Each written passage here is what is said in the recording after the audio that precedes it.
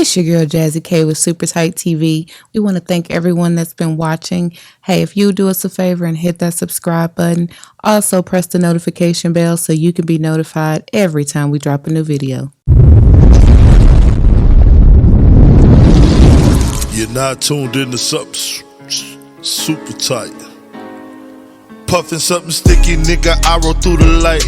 Need to hear something real just to get me through the night. I'm looking for them jackets cause I know they looking shy. Know I'ma get some game tuned in with super tight, yeah. I get the low love from Big Bobo, from the front seat, not no photos. Already, baby, what it do? It's your big dog, Bobo Luciano. I want to thank everybody again for tuning in to Super Tight TV. We're back, up your back, going smack, smack, smack. Just like that. I hope it feel good to you too, because it damn sure feel good to me. Yeah. I got my sexy ass, gorgeous, beautiful wife. It's your girl Jazzy K in the building. Baby, guess what? What? It's a family reunion. What? That's not your ministry. You sing it for me. Family reunion. Oh. Family reunion. Boy, no, you didn't. Y'all heard that. Yeah. He was nowhere near range. No, but guess what? What? When I say I am beyond excited tonight, I've been thinking about this interview for a very, very, very long time. And I knew I just had to wait. Good things come to those that wait. Did your mama used to tell y'all that? I mean, in other words, it's just a little thing about being patient. You know what I'm saying? Yeah. Be patient, people, because when you try to put the cart in front of the horse, that shit don't work sometimes. That dog don't hunt, as the old people in the country used to say. But today, I got my brother in the building. UGK alumni. The protege. The real protege. The real. I'm talking about Steve Bilo is in the house. What's up, everybody? Woo! Woo! That's a titty boy, yeah. I said, who used to do that? Ric Flair. Yeah. That's Ric Flair. Yeah. Leave it up to him. Ric Flair's an icon, boy. Man, so are you, bro. Appreciate it, man. Appreciate it. I'm in the company of other icons too, man. We all icons, man. We've been doing this thing in Dallas for a minute, man. We put in some work. Yeah. It's kind of like a little deja vu. It is. You know what I'm saying? I would need DJ Fish. Man, where's Fish, bro? I know. Let me tell you something. DJ Fish. What we have planned, and one of the reasons why we can't plan it is because of your schedule. We want to do a Dirty South Block Party show. Oh, man. And man, it's like, they ready when you are. But I have to do you first. Right. By yourself, because you need and deserve your own accolades. Yeah. I appreciate your own interview. All that. I hate to say flowers. You need your own respect given to you. You know what I'm talking about? Thank because the support is real. Thank you. People may not know they support you, but they support you because they done bumped your shit before. You know what I'm talking about? So. And if you haven't, where you at? Yeah, where you been? Where the hell you been? That part. Well, look, since I know that's what y'all want to do, as soon as I come back this way, call me like you did last time. Yep. And I have that way we can all get it all together and we can all be in one room like we used to be. Yeah. That's cool. I'm looking forward to that. Right? Yeah. That will be a super tight exclusive. Yeah. That's going to make us start crying. That's I seen y'all from the beginning, bro. Right? Oh, yeah. No, for real. Oh, yeah. From the amazing. Together. Yeah. And from the beginning of us being together. Man. It's amazing and create a beautiful family. Yes. First, y'all created a beautiful show together. Thank you. No, you know what I'm saying? No. Oh, the Dirty South Block Party? Yeah. Yes. And it was just from the left, you know what I'm saying? It wasn't even like that. No. It wasn't. That's right. No. Yeah. Didn't even look at us sideways. Right. You know what I'm talking about? Right. It's just that that's God why has you're here today, because I would have been a pedo. Okay. I'd have been like, I would have been a pedo. You were one of those guys. Yes. Hanging around the radio station. Yeah. It's beautiful though. I'm proud of y'all. We're definitely proud of you. Shit, bro. We've been knowing each other over 20 years. Man. And we were introduced by a mutual friend. Mm-hmm. We're gonna talk about all that, Okay. but we're gonna go down through there. But I like to, you got a sister. You know what I'm saying? I love her to death, Yeah. and we wanna the wifey get this thing started because we respect our black queens. Absolutely. Already. All right, B-Lo. So for those that don't know, y'all better get y'all education today. Let everybody know where you from first. I'm from Dallas, Texas. I was actually born in Shreveport, Louisiana, but I was raised in Dallas, Pleasant Grove to be exact. Already. You do look like you got a little booty in you. Yeah. So, man, when memory first serves me was Jim Miller and Elam. Yes. Some apartments. So I was deep off in the was in Grove. there, Yeah. And then we was over there shooting till about, I want to say 79. Yeah. Then we moved over there off of Masters. Yeah. Over there by where Fred F. Florence used to be. So what high school did you go to? Samuel. Okay. Samuel High School. Yeah, well, I went to a combination of Samuel and Lakeview, Centennial, and Garland. Okay. How did that happen? Oh, y'all moved? No, I was like, I was going to Samuel, and I just wanted to see something different. Already. So then I enrolled myself at You told me Lakeview. the story. Yeah. Tell me. Wait, how you do Stop, that? stop. Yeah. I remember this story. Jazzy K has never heard this story. Okay. Yeah. Please tell the the world this story. Yeah, I just, I liked Samuel, but I just wanted to see something different. Mm-hmm. I think I probably chasing girls at the time. Pretty sure I was, man. Because I wanted to go to South Garland, but my cousin didn't live in that district. So he ended up living in the Lakeview Centennial district. And I used his address to go to Lakeview Centennial. So I basically just went up there and enrolled myself in. Wait a minute. What did your parents say? Did they know? Wait a They minute. didn't even know. That's the funny part. Wait a minute. They didn't even Wait know. a minute. Wait a minute. They How had long- no idea. How long were you there before they found out? Oh, man, I want to say a good month and a half, maybe. I 6 mean, weeks. it could be worse, Yeah, you could have dropped out. Enrolling themselves Right, in high right. school. I'm like, how Yeah. you just gonna switch school? Well, Yeah. How was you getting? You driving? Yeah. Oh, Yeah, I was driving. I just not too long ago got my license. And my old man, he had a 64 Impala SS convertible. Ooh, 64 Impala. And he was letting me drive it. Not a So I was 64. driving it back and forth from Pleasant Grove to Garland every day, man. Drinking gas. Drinking gas. Well, back then, it's, Yeah. it was a It was Good a little old cheaper days. than it was now. way Good old cheaper. Oh yeah, a little bit cheaper. Yeah. I'm talking about $1.99, 89 Baby, cents, I 99. remember when I started driving, I think gas was like 98 cents, Yeah. 97. It Yeah, was somewhere up in there. $10 fill up. Yeah. You Remember- can say, here, $5 for gas. Yeah, bitch. that's half a Come tank. on. Yeah. I got 5 on it for real. Yeah. So do me a favor, because we've had several people from Oak Cliff. They grew up and several people from South Dallas, and they've drawn beautiful pictures of South Dallas and Oak Cliff. Draw a picture for the people of Pleasant Grove, how you saw it through your eyes. Well, when I first moved, the part of Pleasant Grove that I was living in the beginning, it was mostly blacks. But then when we moved over there by Masters, off of Masters, it was more of a diverse situation. But then there was the white flight. Yes. When we move in, then they yeah. started moving out. Yes. So that's basically how it ended up. And probably about maybe like 5-6 years after we were there, most of the neighborhood was black. Yeah. You know what I'm saying? Before all the Hispanics started moving in. You remember that transition Yeah, too? well, by the time that started happening, that's when we moved from Pleasant Grove to DeSoto. Yes, yeah. Because I remember the time where, before that, let's just say that, and it was, like you say, the white flight happened. You know what I mean? Because I remember on, the left side of 30, was, you know what I'm talking about, that area over there? Yeah. There was a lot of woods over there. You know what I'm saying? Yeah. And uppity, well-to-do, middle Affluent. You mean over there by Skyline? No, on the other side of the freeway. Okay.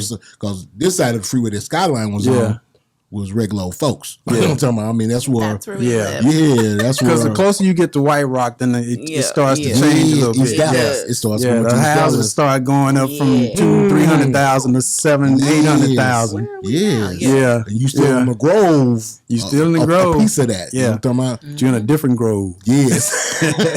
That's real though. Yeah. But now if you over there by Skyline, that was the close to the boys' home. You know, Buckner Boys' home. Yeah. Skyline Apartments. I remember when they built Skyline Apartments. So Yeah. I had a buddy over there in that boy's home. He was over there for a little while. I used to go over there and visit him. I got a wild story, something crazy. Everybody had Who? A buddy that lived there? Yeah. Oh, bro, we played. I did. I used to have a friend named Robert. I wonder where he is. Bro, I don't let me remember tell his you. last name. I had somebody I played football with at Skyline that was in there, and it was so sad to me knowing that he had to go there. That affected me as a kid. I was like, he ain't got no family. I said, no, that's where he lives. I was like, ooh. I just thought about that. Yeah, and that was probably quite different for you. Yes. Growing up in a full household. Yes. A full and complete I was the household. baby. Yeah. You know what I'm saying? By the time I'm born, all the BS, the bad parenting has been done. You know what I'm saying? The majority of it. Oh yeah, You know what I'm you the saying? baby. They like Yeah, I'm the baby. Everything's smooth by the time I came up. You know what I'm talking about? My sister and them had to deal with all the, maybe the lights getting cut off and all that got type the of stuff. parenting thing on Yeah, lockdown. living in South Dallas, growing up, that type of stuff. Yeah. And I don't even remember. Only thing I remember about South Dallas is going back with my dad, my uncle's house, and my aunt's house. But as far as living there, now that's my sister's era. I'm an Oak Cliff boy. I used to live in South Dallas as well. Yeah, so I Free remember. lane. I remember the house. Yeah. Yeah, so I became quite familiar with South Dallas. I bet. Because we lived in the Grove, and my pops, he was off like every Wednesday and Thursday. So my pops used to be a drinker. Oh yeah. So on the off days, you know what they used to call it? Cross the bridge. Okay, stop. Go across Sunny the bridge. South. Okay, Yeah. let's explain that to people who aren't from Dallas. Yes. Well, going across the bridge, you have to cross like all the Why do you have to go? Did we have to go across the bridge? because that's the only place where they sold liquor. That's because we were dry. Yeah, Pleasant Grove was dry. Oak Cliff, was dry. South Dallas, and I think North Dallas were like the only two wet areas. Yes. And the only reason that North Dallas was wet, so they didn't have to travel To the South south. Dallas to Yes. We're get not the gonna be alcohol. over there with Yeah. the Yeah, losers. We have to go over there. And then you had to make it to the liquor store before 9 because Yes. what liquor store still closed at 9. At now. 9 o'clock. Yeah. And on Sundays, no. Ain't even no, happening on Sunday. I don't know if y'all remember this as a kid. You might not. You might run zonies. Ronzoni's, right? Ooh, that's right there by Look T that up. Bailey's place. Oh. T Bailey, you know what T Bailey's store is? The smoke shop in What South is Dallas it, on though? Lamar. It's a liquor store. It's a beer store they used to sell to underage. Like when we was in high school, we could go to Ronzoni's and get us a 40 ounce. You We just could go put a get us. Ronzoni on blast. Ronzoni's closed down now. No wonder. Yeah, they're closed down now. Yeah. Ronzoni's and then Gilbert's. Yeah. Oh man, we should go in there and get them bricks of those that MD. I call it Mad Down 2020. That Orange Jubilee. Man. You remember those days? The boom Yeah, song. I didn't start drinking until I got to Boom. college, though, man. That's when they picked up for us. Yeah. That's the bad drinking days. College, Yeah, because you got and cheap. You drinking drinking out cheap. them plastic bottles. Yeah, you drinking cheap. That McCormick. That KD, Bruh. Kentucky Deluxe. You know about Kentucky Night Deluxe? Train. Night Train. Man. Wild Irish Rose. Thunderbird and Kool-Aid. Man. Stuff that you could get for cheap. Head hurting the next day. I can recall many numb days. Boy, I chugged the whole bottle of Thunderbird. The big bottle. Yes. Yeah. We was having a drinking contest. Yeah. I forgot you were the influencer. And then when I put that bitch down, Every time I meet Yeah. somebody, they like, Bobo gave me my first drink. Yeah. Bobo gave me my first drink. they see me do some crazy stuff, bro. Yeah. Yeah. Go get Bobo, he'll do it. Yeah. And I was like Mikey. Not anymore. No, I'm not like that no more. I've been delivered. Don't Yeah. even call. Yeah. You got to come out of it. Hey, you got to come out of it at some point. Yeah, you better. Some You got people to come don't. out, bro. Some So- people don't be. Yeah. So were you Yeah. involved in any extracurricular activities in school? Like, were you in a band? or Besides anything? I girls. always ask. Besides girls. Yeah, no, I was in band, and then shoot, I got out of band and started playing football. Really? Be happening. She super tight exclusive. Yep. Did you go ahead, babe? Well, I just want to know about. you can hold that thought. I just had the question. Go ahead. So when you were in the band, what grade was that? Oh yeah. Ninth. Well, I was in the band 7th, 8th grade, junior high, and then I was in band 9th grade. So in the Grove. So did you feel like schools in Pleasant Grove back then put a lot into the arts? More emphasis. No, to me, it was they were behind. I know at least as far as my school was concerned. Really? Like we would go to games with sock, and we would notice the kind of music that they were playing. And then the school that I was going to, we were playing Eye of the Tiger. You know what I'm saying? I'm like, man. But that's good though. I mean, come on. What she's talking about is, do you think you learn more music theory by going to? But see, it's hard to know that because if you don't have anything to compare it to, like if you jumped out of that district and went to another district, and you like, you do have something to compare it to. Just like he said, they played other schools. Yeah. Well, I mean, I would have learned a lot more. I just didn't stick with it long enough. Yeah. As far as being in band. I think like all the football players were popular, so that's why. I knew that's where you was gonna go with it. We're like, I have the time. Yeah. Oh, they getting the girls. Yeah. Let me go put some football pads. Yeah, some pads on my stupid ass. How long did that dream last? How did that work out for you? Yeah, it didn't last that long. My sophomore year was the last year I played football. What position did you play? Fullback. Yeah, look. Yeah. A little blocking ability. Yeah. I was okay. You know what I'm saying? But it wasn't for you? Nah. What part of it wasn't? I'm athletic, but I'm just not an athlete. Yeah. There's a difference. Oh yeah. It's a lot of workout. It's a lot of running and but that's now you a are. good way to put it. Yeah. Now you are, bro, because I see you running and all kind of shit. You know what I'm talking about? Yeah, no, that's how I stay sane, bro. I know, bro. Ain't that something? Mm-hmm. You that one with nature when you're walking is something else, ain't it? Man, for me personally, it ain't nothing like being outside. Yeah. In nature. Yeah.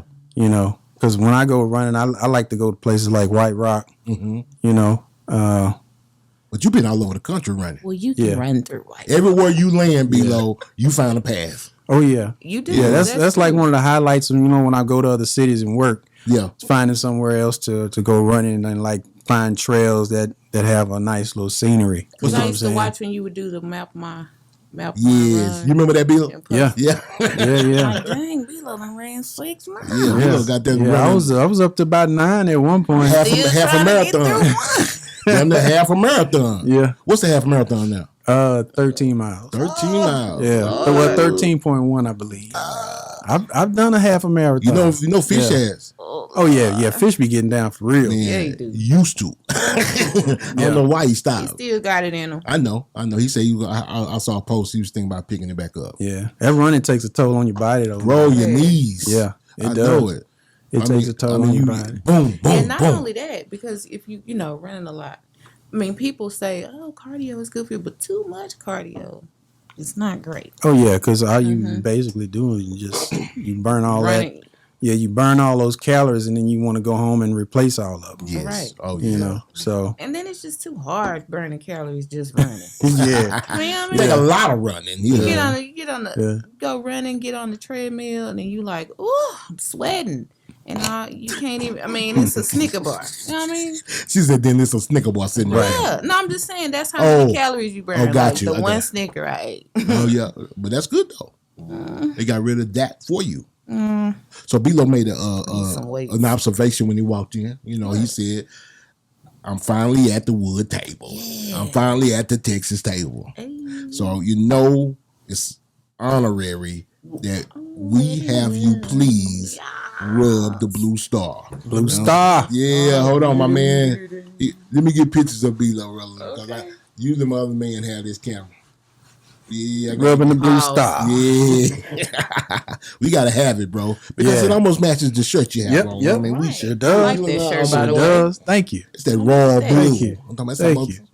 Way to represent. Yeah. So when you my sister made for me. My sister, my mom. Yeah. Oh. Yeah. From a long time ago. No, maybe about a couple of years. Okay. Yeah. I'm about to say, because they trying to tell you something if they made that recently. They trying to tell you, get your ass back to work. Yeah. I miss those times, bro. Yeah. So when you was at Samuel, was Ron Caesar? His brother was, though. Oh, Eddie. Oh, Steve. Steve. Steve. Yeah. Shout out to Steve Carey, man. That's my brother, man. Yeah. He was a cool cat. So after school, after Samuel, you decided to, a lot of black brothers don't go off to college from the inner city. Did you have a scholarship, or did you just go off to college? Just went off. It's straight out the pocket. Still paying for it. Damn. See what I'm talking about? Damn. Still paying for it. Damn. But you know what? It was like, for me personally, it was the best thing that I could have ever done. Why so? It's experience. Why? Experience, and then just the people that I got the opportunity to meet. Let's talk about that. Yeah, like What school was it? Southern University, Baton Rouge. Ooh. Yeah. So if I didn't go, I probably would have never even met my partner Kurt B. Yeah.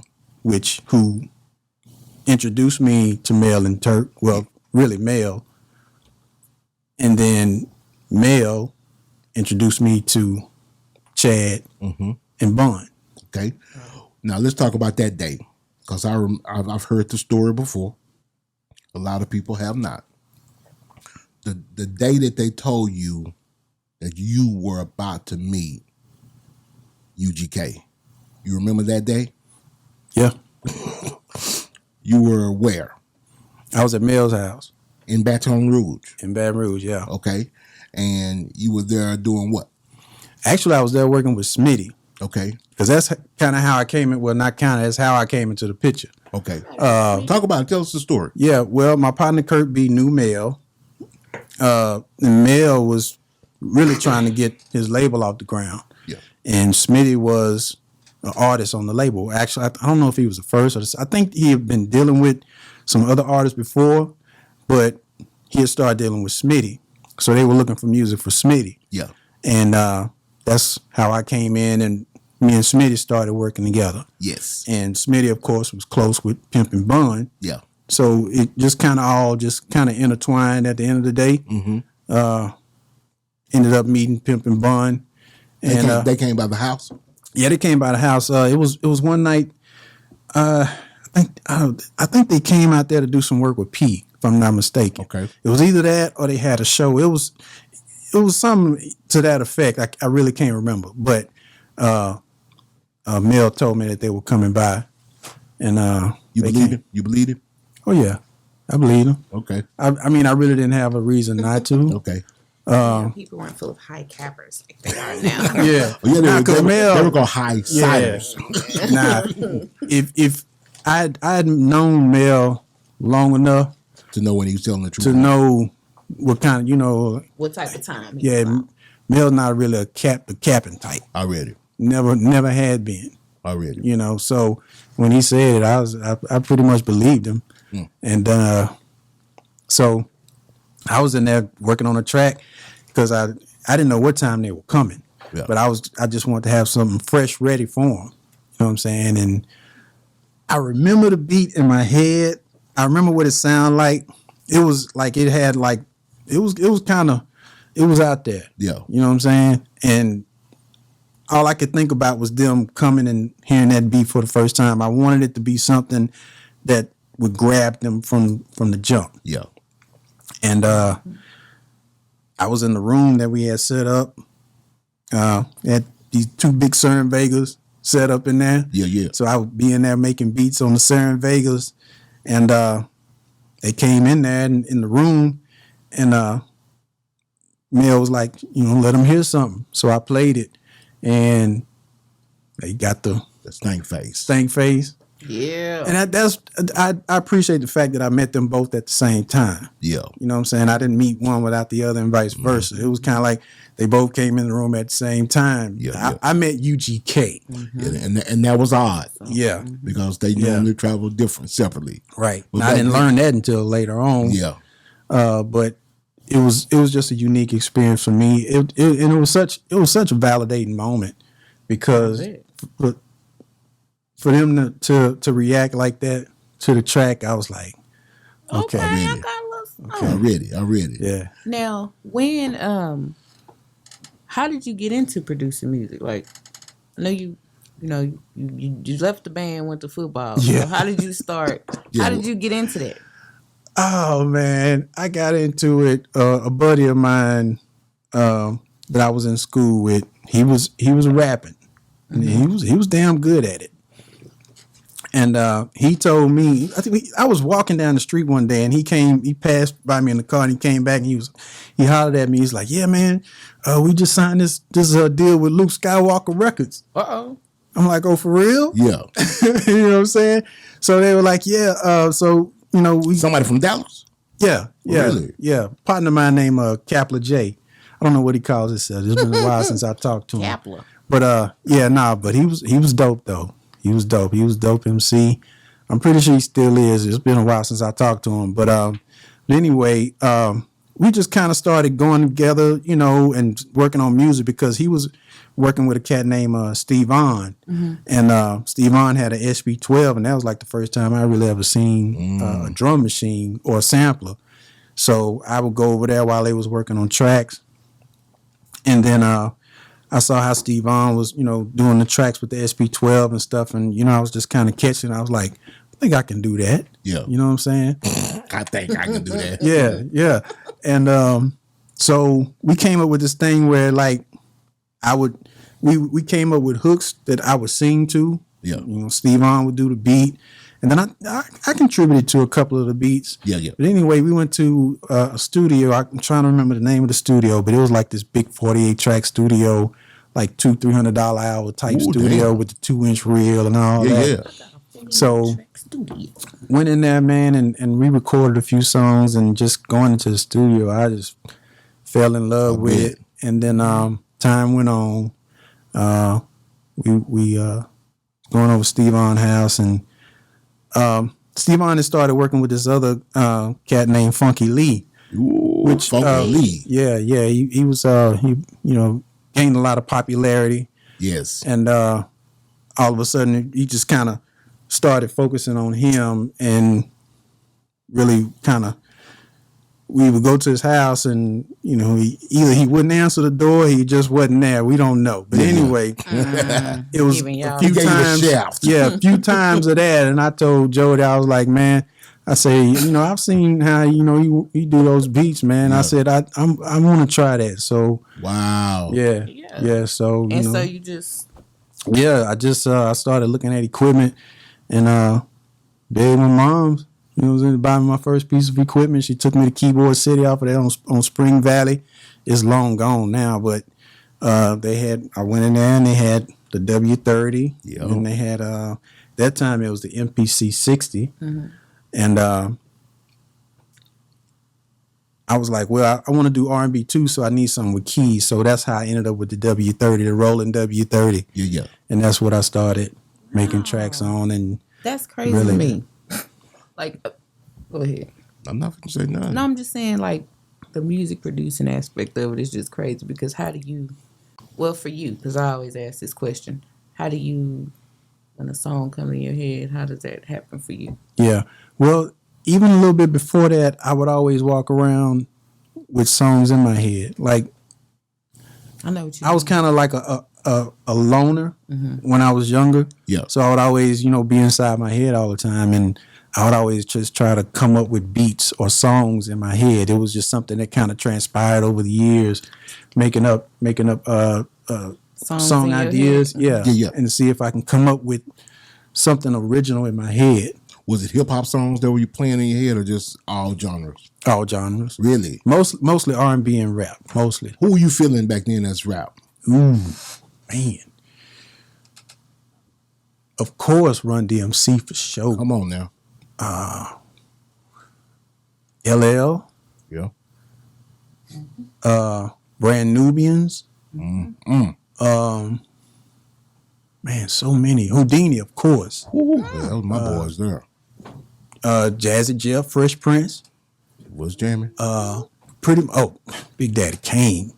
A lot of people like that Kane. Man, Big Daddy Kane, dog. Hey, Big Daddy Kane was cold. Who else? Oh, Two Live Crew for sure. Yeah.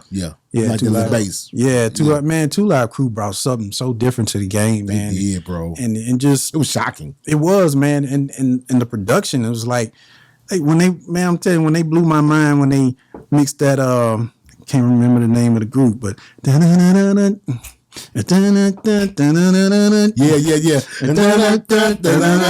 Yeah. Boy, I was like, Yeah. But they was one of the first groups to hit that past that 100 BPM too, yeah, and had that. yeah. Hey, we want some. And that was the thing about them. It was like they did both. You know what I'm saying? And they always managed to, at that time, they always managed to keep you entertained with their rhymes because it was what they were saying was so funny. Yes. And we weren't used to hearing that. No. And then just to hear how they put it all together with the bass. Yes. And that's when cats just started putting woofers in their cars. Come on. Because it wasn't that wasn't always a thing. That was something that just started happening in the early to mid 80s. 80s. Yeah. Oh my God. Yeah. Oh yeah. By then, before they were like 6x9s. Yeah, bunch of 6x9s and they had the little horns and the grills. Yeah. But they was jamming too though. Yeah. You're right. When they started putting woofers in the car, it made a different beast coming down the streets, bro. Bro, it made it totally different. Knocking pictures off the wall. Yes, sir. Knocking Yes, sir. So, question I've been wanting to know, that a lot of people might want to know, because they know the relationship you have with Quint Black. Mm-hmm. How did that friendship become or start? Man, I'm trying to remember how me and Quint Black met. Shout out Quinn Black. Yeah. The D-Town genius. Yeah. I want to say, I know how we met. We met through a cat named Byron Parker. They call him COD. COD. You know him? Come on now. Yeah. Cash on delivery. I know COD. Yeah. Very talented producer. Very talented. Oh, yeah. I'm going to get him on the show. He been in my inbox. Yeah. I'll see you, CO. Yeah. Because I was working with this rapper named Top Dollar 214, and him and Byron Parker had worked together, and then I would do some stuff with Top Dollar too. So they all knew Quint Black, and then we just all kind of ended up together in the same space and creating and stuff. We, sometimes I go to Quint Black house, go pick him up, bring him to the Grove. We make beats at my crib. Sometimes we make beats at Byron Parker crib. Yeah. And we just developed a relationship like that. Thing I can remember most about Quint Black, bro, is his ability to come up with like hooks and song ideas. Just amazing, man. You call him a genius. Yeah, that boy's something different, bro. Yeah. He cold, bro. The way he craft those tracks, so he's the first person I seen like the youngsters say cook up. Yeah, he's the first person I ever seen cook up so fast. Yeah. Why? What you want? He'll sit there. He'll snap. Yeah. He'll start whistling. Yeah. Say, B-Lo, check this out. Yeah. And make a beat right there in your face. And it's gonna be something. Yeah. Like when I heard Shake Them Haters Off, bro, and it flew the way that it flew, I was not surprised. Me either, bro. I was like, oh, well, hell, it's about time. You know what I'm saying? You know what I just thought about, B-Lo? Say you didn't go off to college. You'd have been in that group that was over there at the Snake Pit. Because that's where they went. Yeah. Well, I did get the opportunity to work with them a little bit because I got a chance to work with PKO. Yeah. I go back and forth. I go back and forth from Southern to home. Yes. And COD had hooked me up with some placements with PKO. Those my brothers right there, bro. Yeah. I did that track called Blow Blow. Really? Yeah. You gonna make me go back and listen to that? Yeah. The one Cottonmouth was on that album. Yeah. No, wait a minute. I think it was Pinhead. Yes. Nino Brown and Cotton. Cotton was on there. Yeah. We can have to go down through some of B-Lo's discog too, because we be having people out in the comments. I see y'all. Yeah. What songs? And then y'all saying wrong songs. So we gonna. A lot of people talk about you in the comments. Yes. We gonna Stevie, what did he do? Yeah. What did he? Yeah. Oh, we gonna go through that. And they be like, go look him up. He did this. Yeah. Okay. I mean, I can hit him in the head right off the rip. Well, come on. Yeah. You might well hit him with. Can I story time? Story time. I'm gonna hit y'all with a story. I would say 2004, maybe 2003. There was a platform that we all loved called MySpace. MySpace. Okay? Mm-hmm. And at the top right corner of MySpace, there was a music player. Mm-hmm. And if you were either an artist or a producer, you could showcase some music in that music, like 4 or 5 tracks. Mm-hmm. And Mr. Steve Belo would put his tracks in that, different instrumentals that he had made. And one day he put a track in there. And I don't know if I called him or if you could you comment on those? Yeah. I think so. I think I commented. Or inbox. I might have been, yeah. And and you could see all the comments. I was like the only one had commented on it in like forever. But I put on there, that's my kind of beat. Fast forward, 2005, December, the Free Pimp C movement has come to fruition. He be knowing the month and everything. I'm like, man. I mean, everybody knows. I be watching some of y'all interviews. I'm like, how the hell you remember that? baby, Well, Chad got out in 2005. Well, not only that, man, just other everything. I was there. I remember other recollection of him. facts you be throwing down. I'm like, boy, I would never In remember. fact. Oh yeah. And I'm a 420 Brown. Oh yeah. So, and you were able to send Chad, I don't know if back then if it was CDs or what, of beats. Mm-hmm. And I believe he had the same taste I had because he picked that one out of every beat that was on that disc. Yeah. And the name of that song is Swishers and Dojo. Woo. Woo. Let's talk about Swishers and Dojo and how long you sat on that beat, what you were thinking when you made the beat, the recording experience, if you were there, or the first time you heard it completely. Look, I'm hearing that in my head right now. Oh yeah, man. Yeah, you MySpace and Facebook and playing around with the boy. Man, MySpace and Facebook. Yeah. First time I ever heard Facebook was on that verse right there. Yeah, I didn't know what Facebook was. It was actually Facebook was just coming in. Yeah, I said what the hell is Facebook? Yeah, MySpace and then Facebook. Yeah, playing around with the boy. Yeah, man, that boy, both them boys ripped that. Yeah, so, that's amazing. So from my recollection, I'm gonna get this thing started. It was a Zydeco type of thing. Mm-hmm. Talk about it.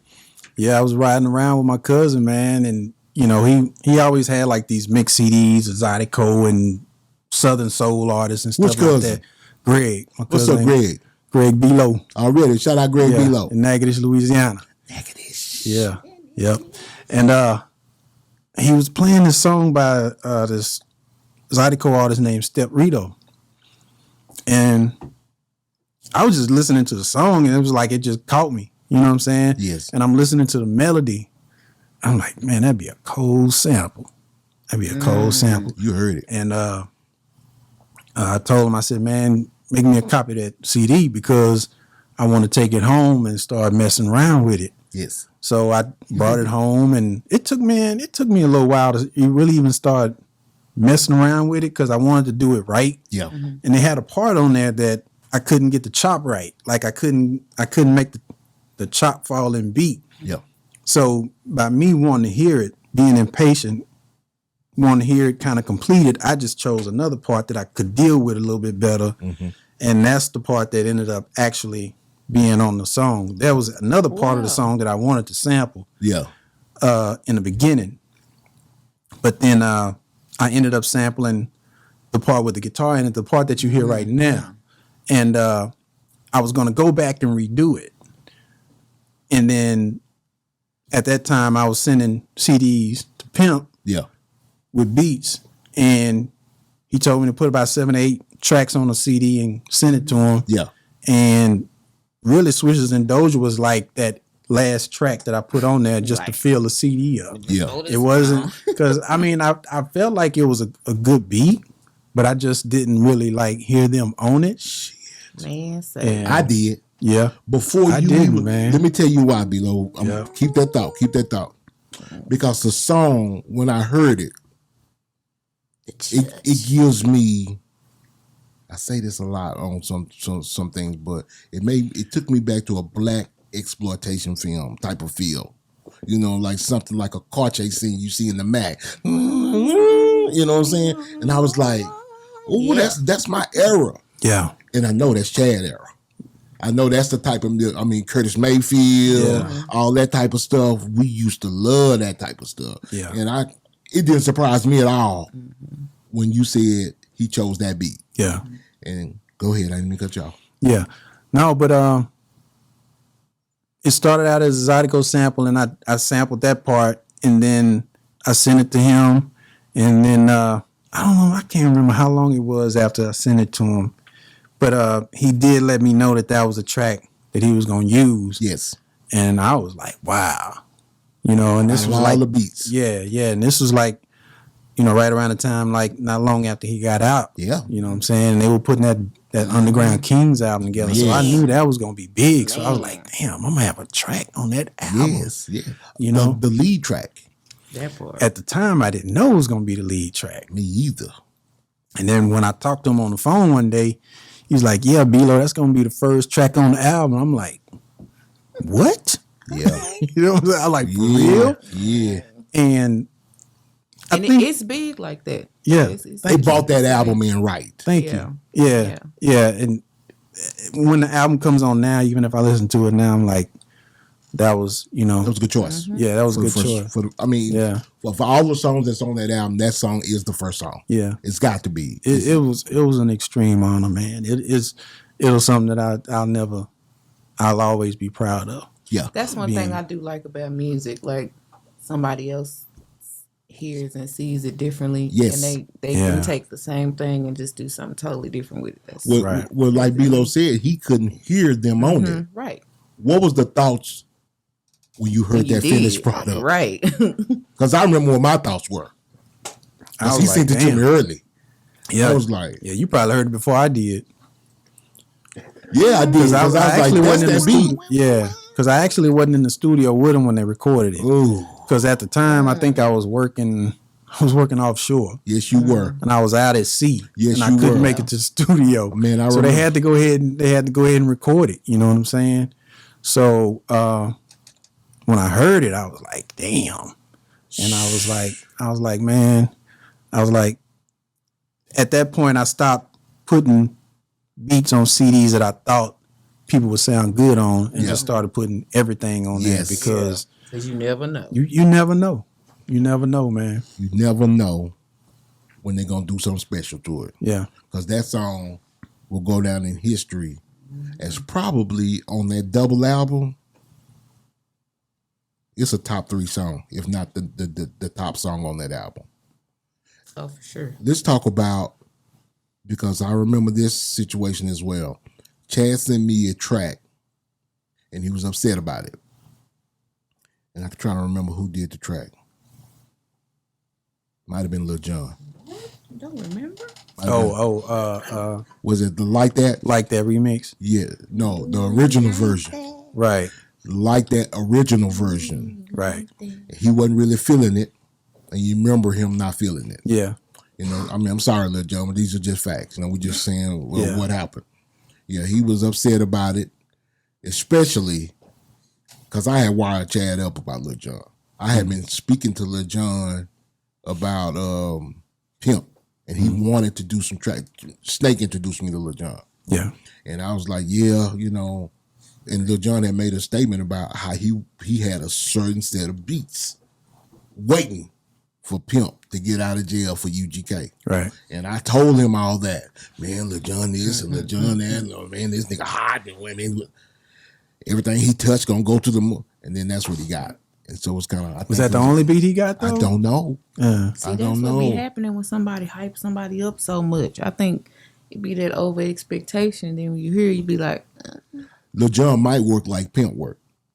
Pimp wasn't gonna send you no BCD. He was gonna make you something custom. Yeah. That might have been the custom beat that he made, and it was like, you got anything else? You know what I'm saying? Yeah. And so, and then he may have felt like he feels when people try to say, because this is a situation that happened with I Know You Strapped. Somebody tried to say that after the transaction was done, let me have choices of more music. You know what I mean?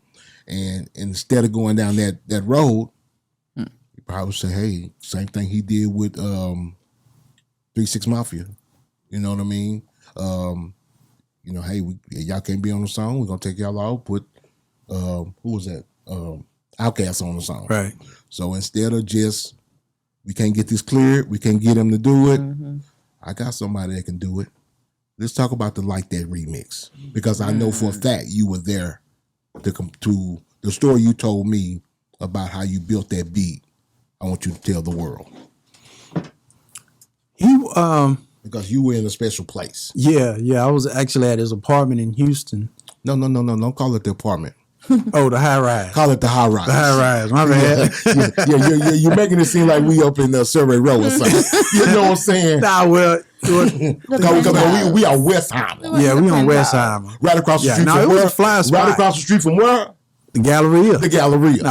No, the spot was fly. It was fly. I mean, I can't remember what floor it was on.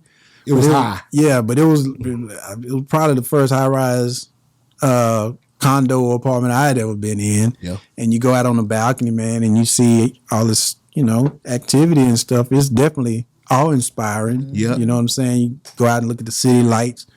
I get inspired by stuff like that. Yeah. You know what I'm saying? But anyway, not to get off the subject. But that's part of the story, because that's what you told me. Yeah. This is what you told me about the beat. Yeah. So he had already mentioned to me maybe a day or two before that he wanted a remix to that song. Yeah. Well, I had never heard the original version. Yeah. I didn't hear the original version. He just told me that he did a song with Lil Jon.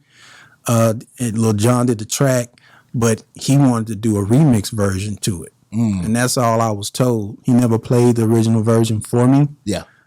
So he just said, make it kind of slow. Yeah. So when we was at the high rise, he went to bed.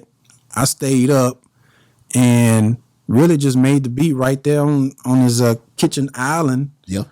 Because he said, if he liked what he heard, it was gonna go on the album. So I'm like, okay, I'm finna try to.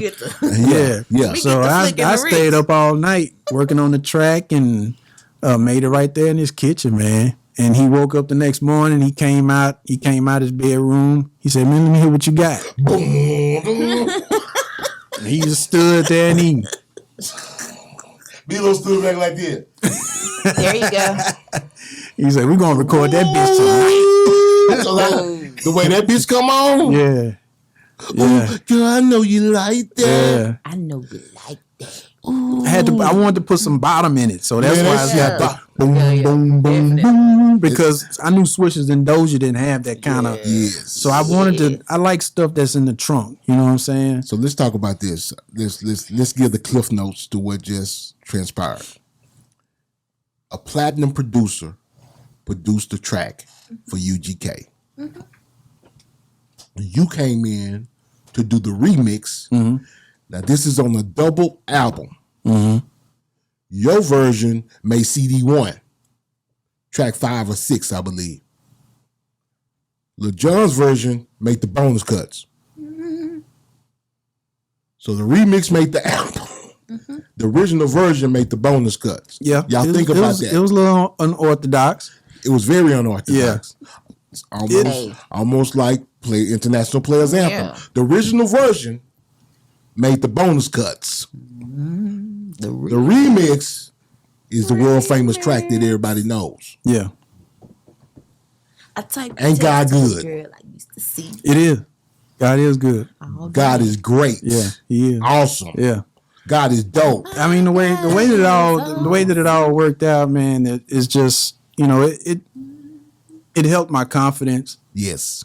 to know that, a version that I did was kind of made it a little bit up the cut a little Come bit. on. Yeah. I know it had to. Yeah. I'd have been like, Yeah. Excuse me. it would have been you are one of the most humblest people I know. He is. Yes, I know. I'd have been like, I'd have been like, excuse me. Platinum producer coming through. Let me pop my shit. I always feel like there's so much more work to be done. You're right. Yes. You're right. That's why the world needs you, B-Lo. I'm just going to keep But throwing that's that out there. important. It is. The world needs you, You B-Lo. can never be above learning something or because I agree with you, because it's like so many people who, you know, when you're cocky and you feel like if you're perfect, it's no room for growth, and I feel like it's always Exactly. something you can improve on. My thing is, to me, man, I'm not like by nature. I mean, I am a competitive person, but I only really compete with myself. That's the best way to be. And to me, I hate to see people bragging. Oof. And then somebody else come up behind them and got something twice as good and shuts them up. That makes you feel good. Yes. Inside, I don't want to be that person. but it makes you feel good to It see makes it me happen feel. I sometimes. know. I'd be Yeah. like, Yeah. Me too. Yeah. Me too. I love the underdog. Lord, Yeah, forgive me. yeah. I like to quietly kill them. Yeah, there you go. You know what I'm saying? You're like, oh, me. Yeah. Well, all I have is this. You didn't see him coming. You didn't see him coming, did you? All I have is this. Yeah. Okay, Yeah, I got another story to tell. That's it. Yeah. Story time. Now, I don't remember the year for this.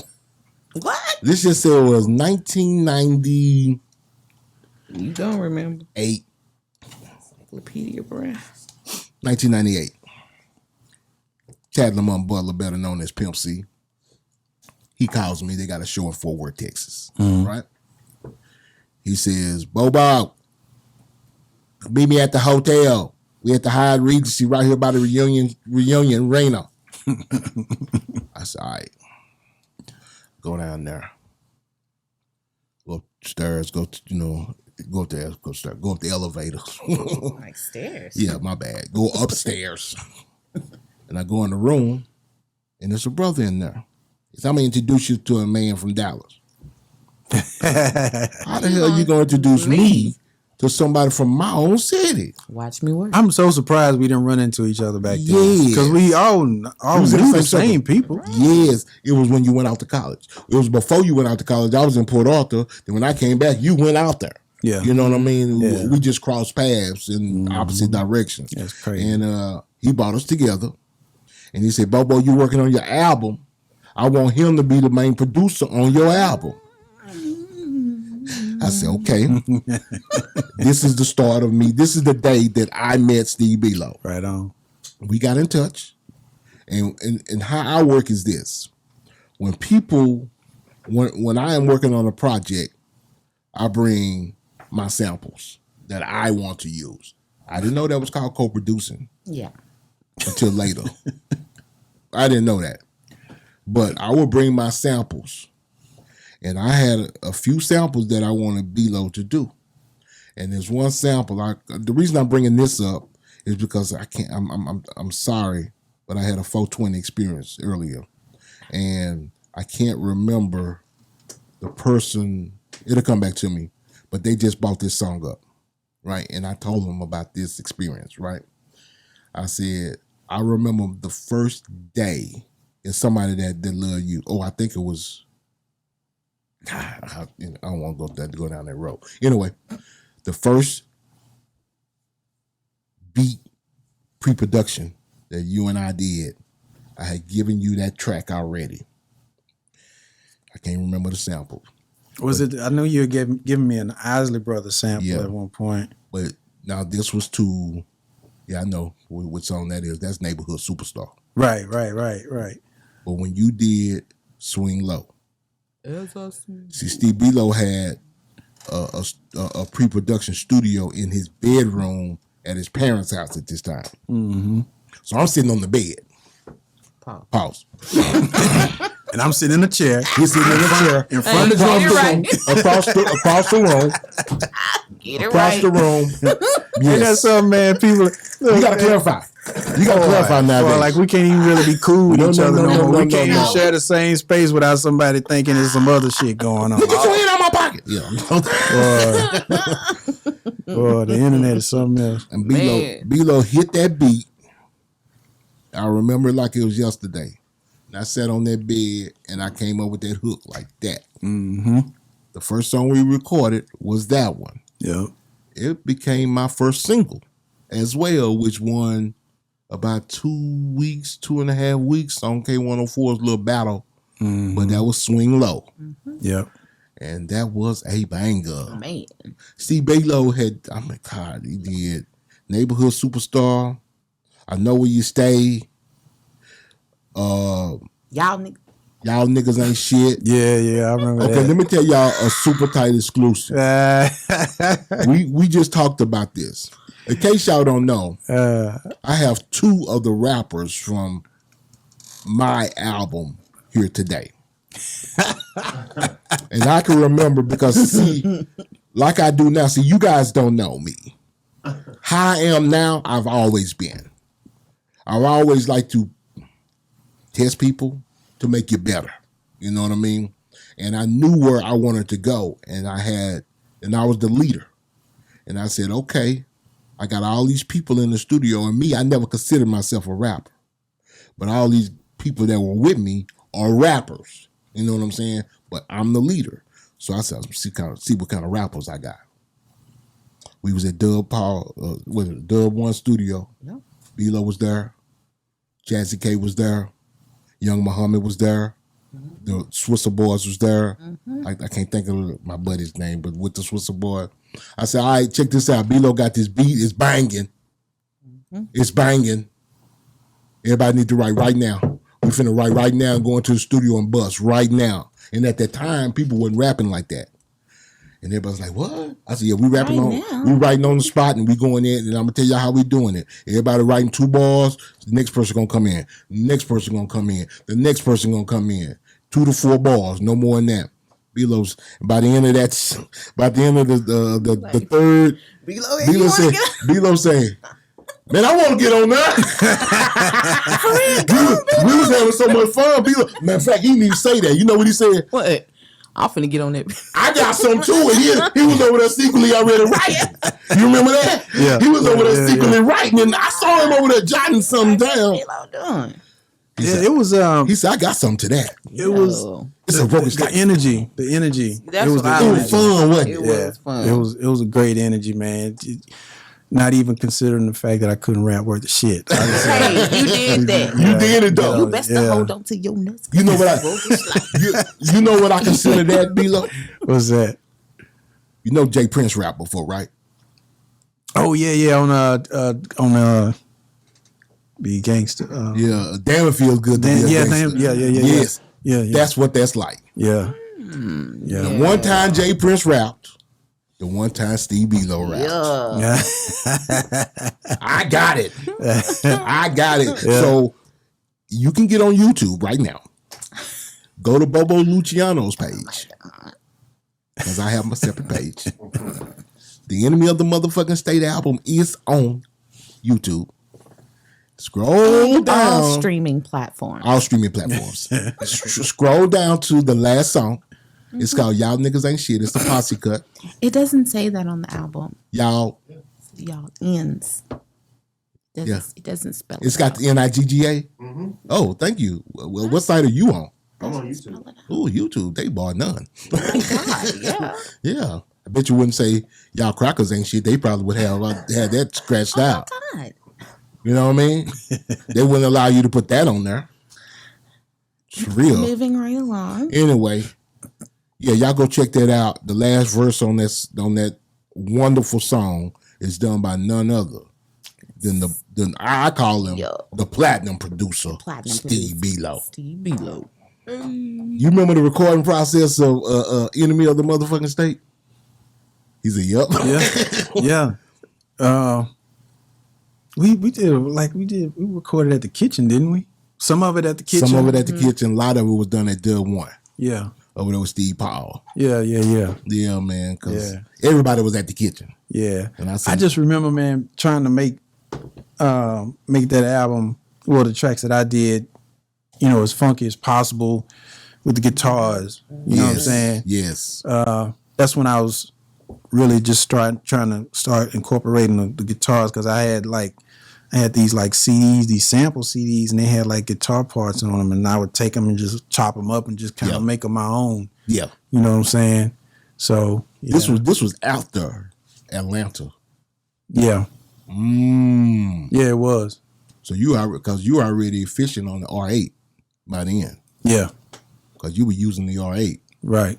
I have to ask because you got a lot of hits out there. Yes. What's your top 3 favorite? Ooh, I know. Ooh.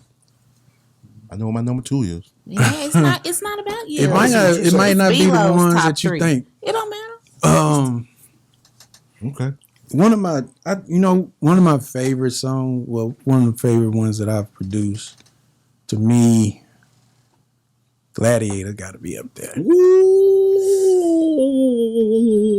Like Gladiator is like I forgot about Gladiator. like that's like my Creme de la creme. that's like the true essence of Your sound. Yeah. That's the Steve Belo sound. Yeah. That motherfucker banging. Yeah. It's so banging they did a video to that. Yeah. After the fact. Yeah. After the album had already finished doing what it was doing, they came back and said, man, let's do this. Yeah. That's a banger. Yeah. Gladiators. Okay. Gladiator number 1. We're not gonna say it's number 1. It's one of them. Now, yeah, I wouldn't put it in number 1. So it's number 3. Yeah, I don't know if I could give it like a ranking. Come on now. I was gonna give you top 3. Okay. I'll take it. Man, Swishers and Dojo for sure It's okay. That's 2. in there, and then I know I got mine. this is gonna trip a lot of people out. Lights, cameras, action. Really? Yeah. So It just, I don't know, man. It's like, to me, I like stuff that sounds big. yes. You know, That was a production. Yeah. I mean, that song was it built Right. up a crescendo, like Yeah. And then how it goes into Speak Easy. how it goes into goddamn, down for mine. Get down. I get down for mine. Yeah. Yeah. Oh yeah. Yeah. How it transitions into Did that. you do that? Down for mine? I get down for mine. Yeah. So it's just the melody. To me, lights, cameras, action. It's just the whole melody of it, and just because that's what we were shooting for when we were recording that album. We were actually going for a big sound. A theatrical type of sound. Yeah, like a theatrical type of sound. I could hear it. Yeah. I could hear it. Yeah. Now, the one I thought you were going to speak of, because we're going to go back to that album. That's going to be one of the last things we talk about. But one of the most, I know at the time you seemed like, I don't know if you said it was difficult, but it has, I'm not going to say difficult, but it was complex. That's Still on the Grind. Oh, yeah. That's Still on the Grind, bro. Oh my God, people don't know how jamming that song is because it's so deep in the album. If that song need to be pulled up to like track number, the album should have came out with. Who did It was actually track number. It was track number 2 behind the intro on that album. That's no. Still on the Grind. Yes, it is. Yeah. What's the name of that album? UGK for life. The one. Still on the Grind. That's got Too Short and Snoop on it. No. What's the name of that song? Still on the Grind got Raheem Devon on it. Okay, now that ain't what I'm talking about. What's the song I'm thinking about? You talking about Steal Your Mind. Steal Your Mind. Yeah, that's the one you talking about. Yeah. I knew it was Steal Something. Yeah. Yeah, you was close. Steal Your Mind. You was close. Yeah. That song. Yeah. Wow. You know what? You like the first person I really heard that. Bro, that beat there is just going through all kind of donk. Come on, B-Lo. Yeah. B-Lo. That is you right there.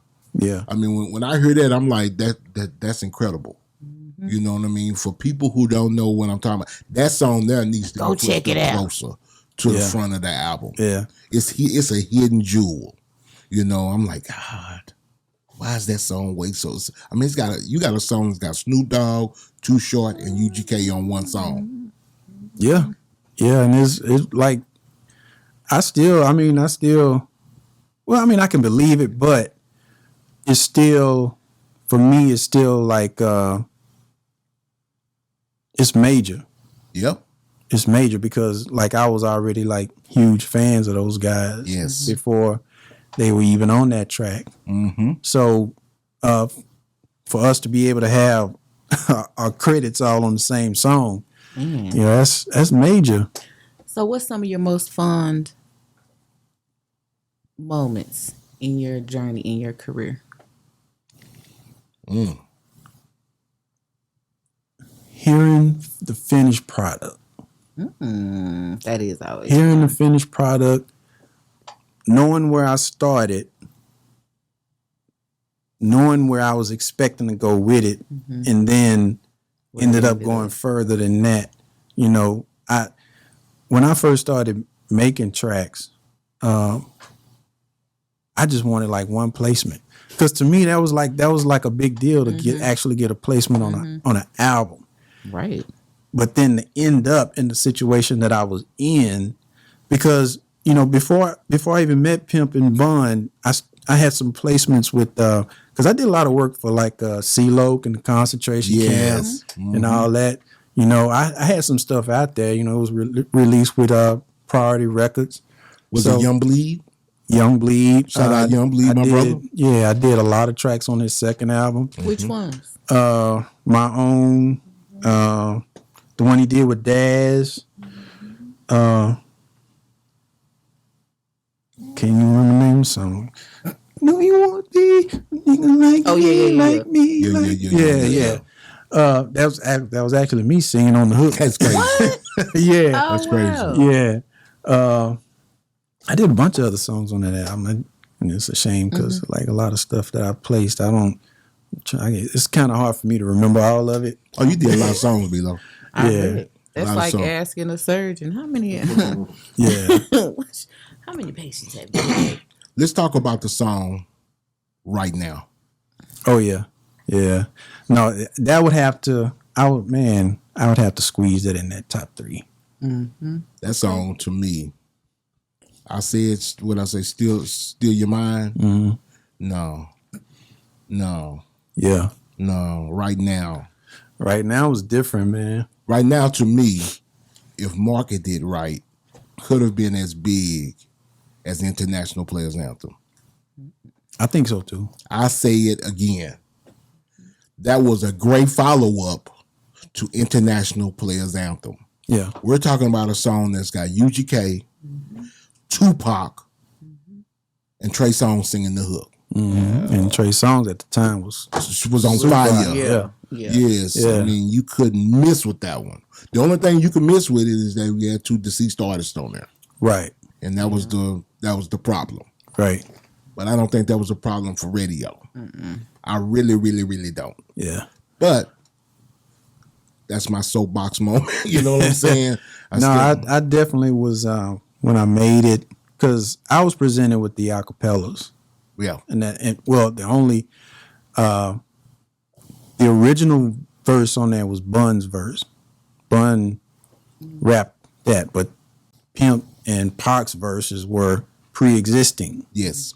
So I'd made the beat around it. And it was every intention of mine for that to be a hit. Yes. Because that's why I put all the horns and stuff in there, because I wanted something different. You know what I'm saying? Something that wasn't out there. Yes. And something that would match the mood of the song. Yes. And where the song was going. Yes. And I like lush chords. I like lush melodies. And I think the horn, I still, even though it wasn't a hit, I still think it was a great. Well, he means a hit as far as record sales. Yeah. I mean, it wasn't a hit. I ain't seen no big publishing checks That's off what of he it. looking at. He ain't getting paid off. Y'all bribing y'all head. Yeah. I still think it's a great song. Let me tell you something. I think it's great. I'm proud of that song, regardless. I'm looking at this track list. That's what I'm talking about. I'm looking at your track list, right? And again, I say, another song, I'm saying this to the people, our family members. Yes. Because this is a song you may not have heard. This song is on the trilogy, Bun B. This is one of the only, I mean, out of Texas for sure. I think maybe Scarface has got one 5-mic album in the Source magazine. Okay, it was a classic. Yeah. Okay, Steve B-Lo had I think 7 songs on this album, 7 tracks, 6 or 7.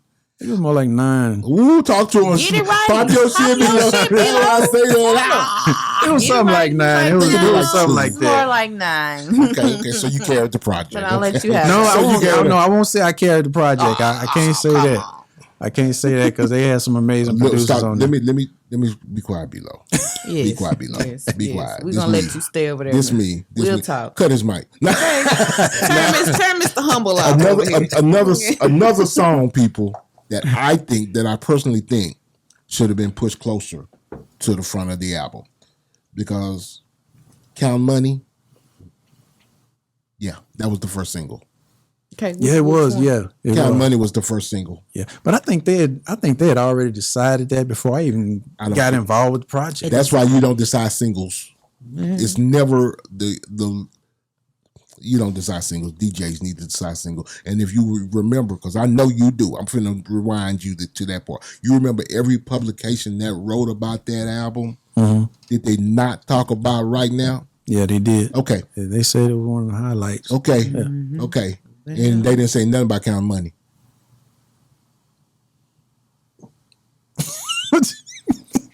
This away. They didn't. They did not. I mean, I don't know. I don't remember. Well, even if they did, it ain't out jamming right now. Okay. Right now. Now, what I would have done is this. I would have put out Just Like That first. What song is that? Jeezy was on it because he was on fire. Oh yeah. This is how I would have released it based yeah. on us being on the radio at that time. Yeah. I would have released Just Like That as the warm-up single because Jeezy was on fire. And then I would have had to backdoor with That Right beat Now. was hard too. And then would have had to backdoor with Right Now. That album would be platinum right now if they would have done that. Yeah. Guarantee you. Because Jeezy was on fire and it was what's that? Right Now is out jamming Count Money. It's out jamming All the Dream. And to me, it's out jamming Put It Down with Drake on it. I put That's it down. a strong statement because that was That hard. Put It Down is banging. Yeah, it was hard. That Put It Down is banging. But it ain't got Tupac on it. Yeah. It ain't got Pac on it. Yeah. No, Nah, that boy Right- said he was Right at Now the was- that boy said he was at the Puerto Rican parade. Yeah. Huh? No, Right Now was a good one, man. It was a good one. I mean, even though it didn't fly, but I'm still, like I said, I'm still proud of it. Yes, that's something to be proud of. Yeah. So, who are some of the artists you feeling today Ooh. Man, that I you like could just see yourself making a banger for? Hint. Yeah.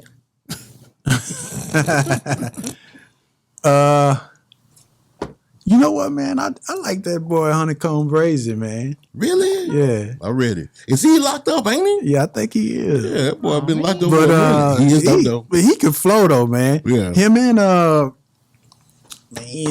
Finesse 2 times. You like I like Finesse 2 times. I like Moneybag Yo. Moneybag Yo jamming, bro. Yeah. Yes. I mean, these cats can actually rap. Have you ever got into Sauce Walker?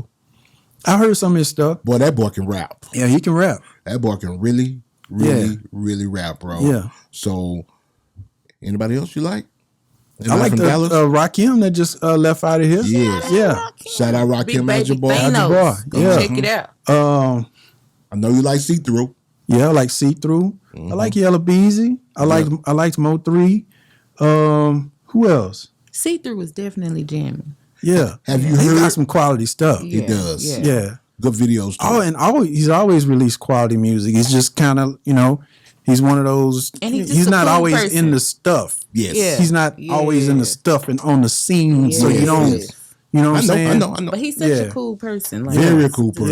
Yeah. And shout out to him because I saw he just had a beautiful, look like an engagement party. Right. Hey, congratulations. Popped the question to his longtime Yeah. woman, Yep. and they're getting married already. Yep. Already. And they look like he performed. Did he? I missed that. I didn't see that part of it. Look like he sang. For real? Yes. I missed that. Yeah, I saw that. Go back on IG and check that out, man. I like Jay Rhodes be putting out some hard stuff. Who? Jay Rhodes. I haven't heard. I'm gonna check. I'll check Yeah, him out. Where's he's he from? working on a movie right now. Where's he from? He's from Dallas. Jay Oak Cliff. Rhodes. Okay. Oak Cliff. Yeah. So you gonna turn me on to somebody? Okay. Yeah. Jay Rhodes. He actually he did some stuff with he did a lot of stuff with S1W. Really? He had some pretty big placements, man. I'm gonna have to check him out. Yeah. Jay Rhodes. Yeah. What about Two People? Big X the plug. Yeah, I like him. Big X the plug got that voice right now. Yeah, Got a lot of movement. yeah. And what I like about him. what about Jason Lyric? I like him too. That Jason Lyric got old clip Yeah. too, and he's got a good movement, bro. Yeah, I'm feeling him. yeah. So there's one last pressing matter that I had to discuss with you, but I had to do it in person. He's got one more song he has to do. What you mean? Like for his album or what? No. For me. Yeah. One more. So It has to be a Steve take Belo it. produced beat. Yeah, it does. Oh, Yeah, shit. only the best. I got you, bro. It's got to be real musical. Okay. It can be, it's you. You the one. So it's gonna be your song? It's gonna be me rapping, but it's a song about it. Okay. It's my song. Okay. Yeah. Okay. Yeah. So You Yeah, like I a got one more I in need it. love type of beat or what? no, it's got to be funky. Okay. We'll talk about good old sample or something. There what I'm you talking go. about? It has to be you, Below. Yeah, Okay. It's gonna You be the old only school. one. We're gonna find a sample the that we only can't get cleared. You're the only one that can go. Something that we know ain't gonna get cleared. Yeah, That's yeah, so yeah. banging. Right. Yeah. And we're gonna drop that hell underground. Yeah. Yeah, and then it's gonna be so banging that the They gonna original have to go person on, gonna let clear us it. have They gonna clear it. They gonna say, I like that song. Yeah. That boy put his heart on the line. Already. Yeah, man. Yeah. So, I was gonna ask you something else about Dallas. Well, fuck it. Anyway, Now, Dallas got a lot of good artists right now, though, bro. we do. I think Dallas. Dallas is I like to use this word. the energy. I like Poised. poised. Oh yeah, We're poised to pop. for success. Yes. yeah. A lot of the younger cats coming up, man, are very talented. It's a lot of talent coming out of this city, man. Man. Very much so. I think social media is like, it's one of the best things that happened to this city. Yes. You're right. Yes. Yes. I agree. Because the communication is a lot more freer. Or Yes. happens a lot more freely now. We're not on this side of town, on that side of town, Right. meeting through this It's a person. gift and a meeting curse through though, that Bilo. person. And it's Oh yeah, easier to yeah. fuck with Oh people. yes. Because it's always making gonna some be of a them bad lazy. side. It's making some of them lazy. Yeah. Easier to network. Yes. Easier to network. Yeah. Right. But it's making you not want to get out there and network. Right. No, You I know what agree. mean? I agree. Some people. Yeah, some people. Some people. Yeah. 'cause Yeah, some people won't. They're only some gonna be relying. outside regardless. Yeah, but some are not. Yeah. Some of them are relying strictly on the internet. You Yeah. know what I'm saying? I send it to you via email. Right. Well, and we those gonna are the rap. ones that are gonna. Well, you never know. There's some of them can pop as well, but I just think that it's easier to pop when you're outside. It's not about popping. It's about staying popped. Do that Yeah. make sense? Staying relevant. Whatever. Yeah, yeah. Absolutely. I mean, so Boosie Badass. yeah. That's your boy. Yeah. Now let me tell y'all something about Boosie Badass. B-Lo is the one that turned me on to Boosie Badass. Okay. What? The first time I met Boosie Badass was with Steve B-Lo. I was on Webby. And I told B-Lo, I said, I already knew about Boosie. But when Webby dropped, I said, ooh, this little nigga here hot. Yeah. He coming up with all these hooks that are like, I mean, Yeah. Chad was locked up. I was calling Chad, I'm not calling him, writing Chad like, man, this dude is the hook master. You know what I mean? And Nah, he was on fire. that boy Webby was on, and then B-Lo was like, where do you hear this Boosie cat? B-Lo said, you think that's something? Where do you hear this Boosie cat? Because this dude be saying some real life shit. Yeah. Tell me about the first time you met Boosie. I met Boosie over Mel's house. Yeah. Cause Mel, I can't remember how he came to meet Boosie, but he was always looking for artists, Yeah. and Boosie had did an album called Youngest of the Camp with CeeLo and them. See, and that's something I didn't even know that until Yeah, recently. yeah, and I think Mel pretty much liked what he heard and found a way to get him over there to Trills Entertainment. Snatched him. But from what I understand, I think I heard CeeLo talking about this once. CeeLo was locked up at the time. I've been saying And CeeLo went to couldn't jail. Yeah, he really couldn't do anything for him. You know what I'm saying? At the time. Shout out to CeeLo. Yeah. And so I don't know how the whole logistics of how it all went down, but Boosie ended up at Trill Entertainment. Yep. And I met him over Mail House, and we really didn't. He heard some of my stuff. I don't really think he kind of vibed to it in the beginning. Yeah. Because I think he was looking for more like Louisiana sounding beats. Yeah. Mine were a little bit more Texas-ish. Mm-hmm. You know what I'm saying, and a little bit more. I don't know, out of the borders. Mm-hmm. So, but we did manage to push a couple of them out. The one that did with Pimp. Finger cuffing with my. No, That's my favorite. damn, now I forgot the title to it. Head Buster. Yeah. Head Buster. Yeah. Yeah. So I made that.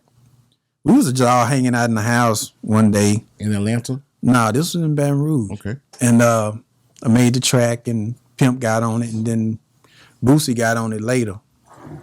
So that's kind of how it all came. That was once Pimp heard it, he pretty much came up with the whole concept of the song, because he was actually going to start a group. It was going to be him, Boosie, and I think Webby was going to be in there. Yeah, No, the V12 boys. the V12 boys. Yeah. Webby. Mm-hmm. Yeah. That would have been dope. That would have been too dope, man. Yes. That would have been too dope. V12 boys. V12 boys. They had record. They did the one song together. They redid the Webby song. Yeah. Yes. Yeah. And Yeah. now the song I brought up, Finger Cuffing with my I like that. Yeah. You did that too, right? Yeah. Oh. Yeah. I don't think that one ever got released. Oh, I heard it. Yeah. I heard it. Have you heard that one, baby? I don't even know what you're talking about. It was one of them underground ones. It's a Pimp C classic. Yeah. You know what I'm saying? Yeah, he had a couple that he rapped on some of my beats, but they never like I have to hear it in the explicit. Yes. I don't understand what you're saying. but it was actually a beat that I did for him. That was the one that he was supposed to put Ugk'S on in the beginning, and then they ended up putting it on the DJ Paul beat. Okay. But because it had a Marvin Gaye sample in it that of course we couldn't get cleared. Yes. So he went with that other track. Marvin Gaye them don't be wanting to clear nothing. The family, this state. Yeah. I'm just saying. So, last question. We always talk about Chad. Mm-hmm. I want you to talk about Bun B. What's your experiences with Bun B? You know we did the Trilogy album. Mm-hmm. You did a lot of songs after that. That made the first track. Yeah. You know what I'm saying? Talk about that relationship and the importance of Mr. Bun B to hip hop. Oh yeah. Well, if I'm being honest, bro, Bun was like the first one that I noticed in UGK when I first started listening to UGK. Yeah. Because I was more of a lyrical fan. Yeah. And I saw his progression throughout the years. Yeah. And just the way that he would put his lyrics together. It was just always amazing to me. You know what I'm saying? And I could always tell he was working to get better. Yeah. You know what I'm saying? And the dude is cold, bro. Yeah. I was thinking about something because I heard a Bun B verse the other day, bro, and how he rides the beat and he can ride any beat that's out there and how fast he works. I mean, it's disrespectful where they had him. Yeah. But see, what people don't see and know what we know. You know, it's almost like people didn't appreciate Chad's lyrics until after Chad was gone. Right. You know what I mean? People don't realize Chad became better because of Bun. Come on, they sparred with each other. Yeah. I mean, steel sharpens steel, iron sharpens iron. I mean, But Pimp would always make it known that, hey, I got 100,000 for anybody want to rap against Bun. I don't know nobody that can out rap him. Nah. I don't know anybody in the game that can out rap Bun B. as fast I as put him can. against anybody. Me too, bro. I would put him against anybody. And I think they don't. I mean, Lil Wayne will tell you that. Yeah, Oh yeah. Lil Wayne Yeah. will tell you that's my mentor. yeah, yeah. You know, anytime like when he was doing a lot of features with like Cash Money and all, Yes. and T.I. and all that, Yes. I would notice like his voice would be turned down lower than everybody else. Bro, especially on that song. I'm bro, like, okay, especially y'all on that better little- turn his damn voice. You and I used to talk about that, especially on that Lil Jon song, with that posse cut that had Nas on it. I'd have to hear it. Oh man, they cut Bun down so low. I was like, Yeah, they kind of dumbed my boy down. yeah, He came in and wrecked them. yeah, He still wrecked them on that song. yeah. But his lyrics, what's the name of that song? Grand finale. The grand finale. Oh yeah. Let me tell you Yeah. something, He going off on that the one that he did with Static Selector too. man. I don't know too many whack Bun B verses. I don't know any. I don't Yeah. know any. I'm like, Yeah, excuse me. Yeah, I don't know any. And like you say, the wordplay is serious. yeah, that's And- from reading. Top 5. yeah, Top 5 dead or alive. I'm putting it out there. yeah. Y'all can say what you want to I say. agree. Y'all can say what you want to say. I agree. As far as affecting my life and people that I know that relate, you know, you can say your Eminems, but people that I know don't relate to Eminem. Yeah, You know what I mean? yeah. They don't. So he is not in anyone I know's top You 5. do know someone that relates to Eminem. I don't really. Oh yeah, Bro, KC. KC, my buddy KC does. one of No, my you- favorite Bun verses, agree with me. man. That one he did with Big Mike. And this is just one of them. On the one is how we stop Fool, being. this ain't a game, ain't a joke, ain't a toy, stressing nothing but pistol play. play. Come back when you're packing, boys. Hey. Shit. Is it on? Is they tripping? I can't tell yet. Yeah. They mean mugging, but not a word they yell yet. Ain't that no point? Because if they do, I'm finna smoke their ass like a joint endo when I lean out the window. I was like, Chastel dang. Bun B. Yeah. That kind of shit. That was at the early That stages of kinda Bun shit, B, bro. And a lot of people sleep on that verse he did, that second verse he did on I Left It Wet For You. I left it wet. Yeah. Y'all go back and listen to Yeah. that verse. Yeah. Oh, man. So many of them, man. Right. And I mean, he solidified himself in murder, though. Yes. Like he, Murder. Well, everybody Oh, yeah. talks about murder. Yeah. Everybody talks about It's- murder. I mean, it is what it is, man. It It's one of the most, to me, is one of the most historical rap verses ever. yes. Yeah. Ever. Yeah. Yes. And I'm not saying that because I know him, because I heard that verse before I even met him. Yes. And I felt that way back then. When Yes. I was like, Who is this dude? Stupid. This Well, dude rewind that. stupid. Did you hear I what was, he I said? was, I was This like, dude's damn. Yeah. stupid. Let me tell you something. I had heard most of the album. Yeah. That was one of them songs that I didn't hear. Really? And I can remember where I was sitting when that song came on. Because I'm listening to the album put together now. Mixed, mastered. I heard it one day. I know it's gonna be first. And then that murder come on. I think murder. I said, Yeah. Yeah. what the fuck? Hey, he did that. Yeah. Pimp did his thing too. Oh, But absolutely. shout out to my brother Bun B. Yeah, absolutely. And we all have to go get us a Trill Burger. Hey. Know what Oh I'm yeah, talking about? yeah, I mean, yeah. I can't wait, man. I'm looking Yeah. forward to it. yes. Yeah, I'm so proud of him too, man. I just to see him, Yeah, it's a beautiful growth. thing. yeah, the growth and to get into something else and to be able to get into something else. I remember Bun being Yeah. in the club with flip flops on. Yeah, Look at him now. fine. No, yeah, I mean, I mean, we were country and we were ghetto and we were throw. And now he's a distinguished gentleman. yeah, I mean, Bun is hobnobbing with mayors, yeah. billionaires. That's Ambassador Bun. Yes. You got some shout outs, baby. Oh man, let me shout out my family, all my cousins, everybody. It's so yeah, many shout I out that can't one name. cousin. Kendrick. Yeah. Oh, Kendrick Below? Yeah. Yeah, yeah, Yeah. yeah. Kendrick, Greg, Brandon, Yeah. all of them. Yeah. What's my one be doing that? That's the one. Yeah, is that the one? Cowboy Law. Yeah. Oh yeah. That's Kendrick. Yeah. Yeah, that's right. Show him. Cowboys Law. this. I love that boy. No. All my cousins, man. I love them to death, man. I definitely want to give shout outs to all of the producers and artists in Dallas, man. Y'all keep doing y'all thing, man. Y'all keep doing y'all thing. Definitely want to give a shout out to my partner. It's a Big E beat. Yes. Always keeping it true with me. Yeah. Who else? B Barber. Shout out B Barber. Who else, man? There's a bunch of people, man. Take your time, baby.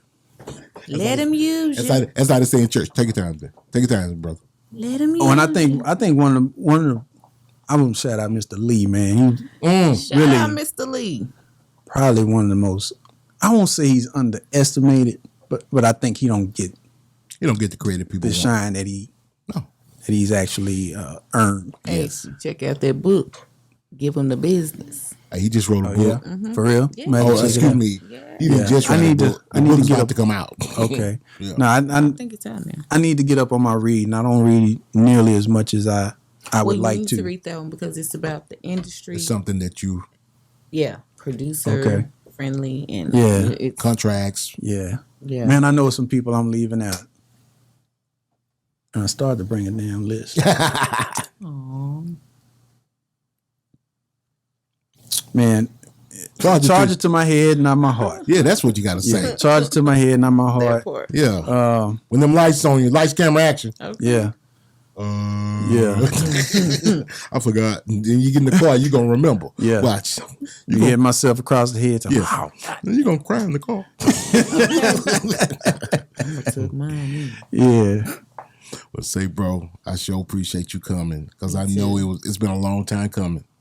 I love you like you my real brother, bro. Yes, Love y'all too, absolutely. man. I mean, Yeah. you one of them kind of guys, I'm telling you. She know I get out of bed for you. You know what I'm talking about? I'll be like, And I'll let him. baby, B-Lo in trouble. I got to go get him out of jail. Yeah. Nah. Yeah. I'm on my way, B-Lo. Where you at, Yeah. New Mexico? I'm about to come make a trip. Everybody ain't able. Nah. She be like, boy, if you don't sit your ass down, it's B-Lo, baby. Yeah. It's going to be real. Nah, we got a great history, man. Yeah, We got a great man. history. And I love to see how it all comes around full circle. Yes. To see y'all doing this. Yeah. You know what I'm saying? Because I know you were missing it for a while. Ooh, You God. know, like a fish out of water. We all, you know, we do what we have to do. Well, we have to maintain with life. When life People don't throws you- realize that, man. Yeah, when, wifey got a thing that she says, and I've been trying to the ebbs and flows of life. You know what I'm saying? The Yeah. ups and downs of life. And when you get past a certain age, when you start hitting that 38, 39 mark, and you start seeing them 40s staring down the barrel of the 40s, and you like, what the hell am I going to do before I turn 50? Bro. I got to get ready. Bro. And I'm going to tell you what really got me is when my mom got sick and I saw my life flashing in front of my eyes like, oh shit, am I ready for retirement? Am I ready for this? Boom. Am I ready? Do I have enough saved up?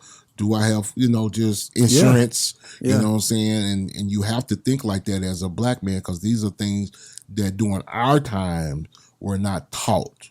Yeah. You know what I Well, mean? not just black men, people, my people, period. Yes. And you Get y'all gotta, some life insurance. Yeah.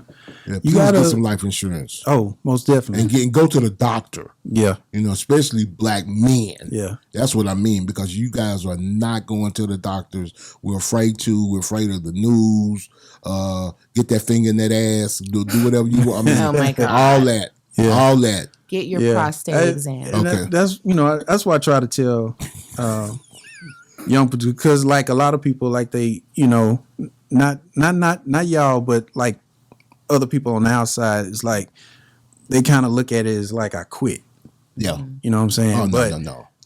when you like you say when you get a certain age, That finish line start coming up fast. yeah, You yeah, start you get a losing. certain age. It's like okay, well how long am I? You start losing hours. Yeah, because waiting you really not gonna make money in the music business unless you got a string of hits. Yeah. And I'm talking like A string. Pharrell, Timbaland string Yes. type hits. You really not gonna be able to make a lot of money at this. That's just the reality. Especially of it. back then.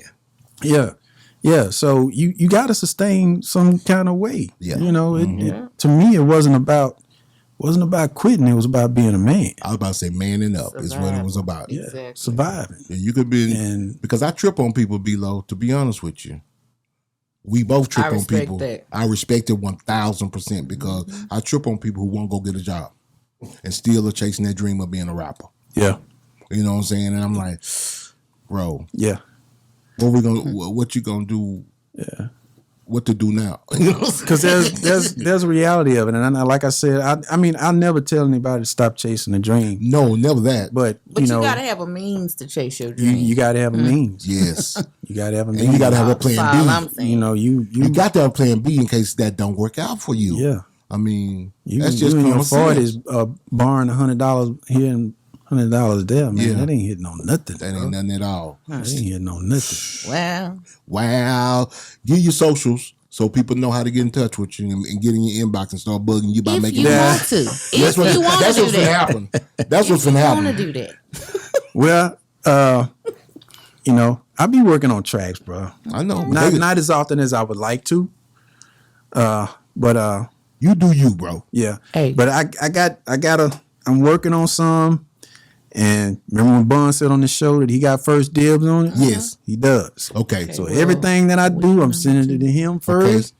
And then we'll go. Whatever's from left there. over, you'll we give it know those out to too. whoever. I won't want. call them leftover. It's just, Whoever. Okay, let's say that. The ones that he won't pick. yeah. But I'm gonna know. Well, we don't want one off the. You know what samples. Bun's gonna do? No, we gonna make that one. From You already know scratch. what Bun's gonna do Yeah. because we know how versatile he is. He gonna rap Yeah. to them all. Okay. He fuck around and rap to them all, bro. You know, I can do that. think out of all the artists that I work with, I think we have like the best chemistry. Because one thing that I noticed with he and I, if you listen to those songs on the Trill G album, like the tracks that I did for him, he did them all by himself. There's hardly any features on those tracks. Except, noticed that. except for the what you call it song. Which right now, Yes. yeah. Yeah. And to me that's a compliment. That says a lot. I don't, you know, features are cool. Yeah. But I think for a rapper to get intimate with the track in a way where they going from beginning to end with it, Yeah. I think that's to me, that's the big deal. It's an ultimate compliment as a producer. So I'm definitely got some things in my head right now as far as tracks, concepts. You hear that? And I'm messing around with the Zydeco and Southern Soul everything, thing. bro. Do that, 'cause that's right now, really- I'm just gonna do the music that I like listening There to. you go. Hey, I'm There not you finna go. put out no one genre. You know, if you like it, you like it. If you don't, you don't. Southern Soul is where it's at. Yeah, Get you track with that boy Sir Charles Jones. yeah, Next thing you know, you getting some more money coming in. Icon. Yeah. yeah. But bro, I sure appreciate you coming, man. too. We appreciate you. Thank you for coming. having me. I hate it took me this long to get here, and I appreciate y'all. I Better hate- late than never. I Y'all hate doing we y'all have to end thing, the man. interview. Huh? I hate we have to end the interview We're gonna because have we to do can it talk again. We're gonna have forever. to do and another ever. part. We Yeah. already Yes. got another one coming. We Yeah. already I'm greedy. I'm greedy, baby. Yeah. say less. Say Liz, when I get them here, I try to drain them.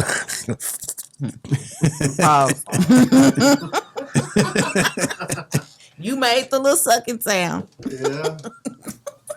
That was probably the worst one. Y'all heard that? It was funny. I absolutely agree. Hey, anyway, Well, I Steve didn't Bilo. take it like that, bro. Thank you, bro. That was like the last thing in my head. It take a real man not to go there, bro. You do it all the time. I do it because I'm trying to be down with y'all. You just get mad. You Yeah, just I'm get trying mad. to be down with y'all. You just get It's mad all when you get good. caught. Yeah. But hey, Steve It's all Bilo, good. thank you for coming. And you. Oh, a super tight guest. Know I'ma get some game tuned in with super tight, yeah. I get it all up from Big Bobo, from the front seat, not no photos.